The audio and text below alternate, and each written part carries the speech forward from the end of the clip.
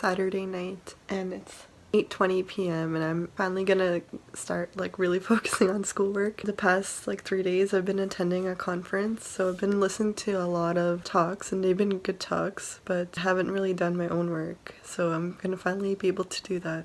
Today I went to a Christmas market with my brother and his friends, and it's really cute. It sort of looks like the one in Toronto. I was kind of like bummed out about not being able to go to Toronto this year for the Christmas market because of like COVID and all that. And so this was a nice surprise that my town has one too, and it was really cute and I got some Christmas gifts. So I'm glad I got to go.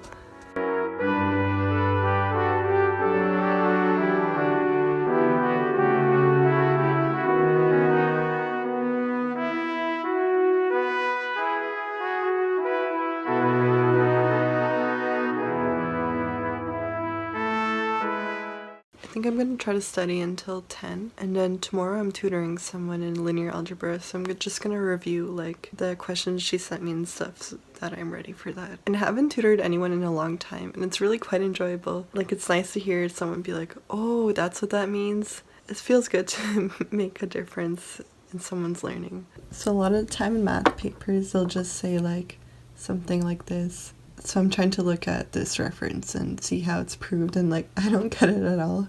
So my advisor asked me to prove that W lambda is finite dimensional, so I need to figure out how to do that. Anybody else feel down when working on research that's kind of hard? I guess it's part of the grad student experience.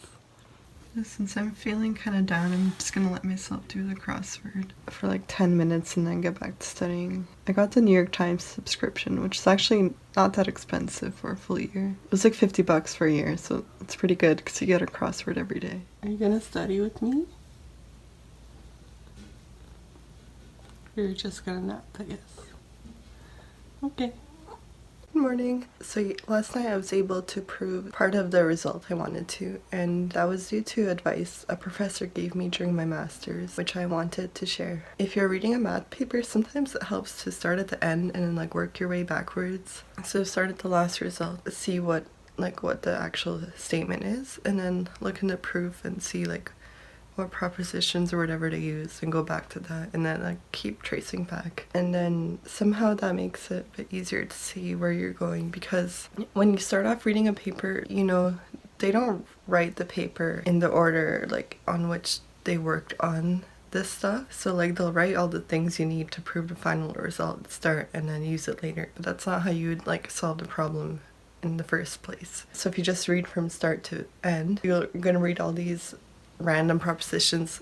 They're not really random, but to you, like, you don't know why, what's the point of them, so it's kind of like you don't have the motivation behind it. You're just like, okay, this is the result, whatever. But if you start at the end and see like why you need to prove these things at the start, it kind of makes it a bit easier and faster to read. Like it just makes it make more sense. So hopefully this helps some of you guys. It really helped me. And sometimes I forget even about this advice from my professor, and I start to read from the start and I get frustrated. And last night when I did it this way, it was much easier to me and I actually made progress, which I don't make progress all the time, so that was nice. Okay, so it's Sunday at 11. Seems like that's when I start studying these days. So I'm gonna try to study for a bit and then have a coffee break around 12:30.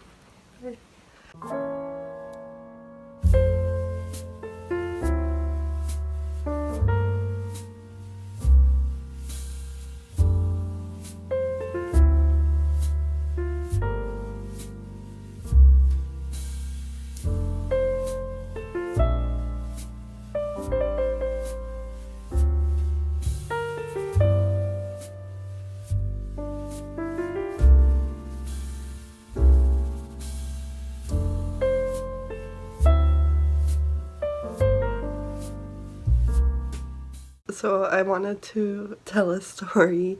I put an ad on Kijiji for tutoring math, and someone answered it and asked me if I could tutor them in probability. So I said, okay, no problem. And then they asked me if I can tutor them like while they are writing their final exam.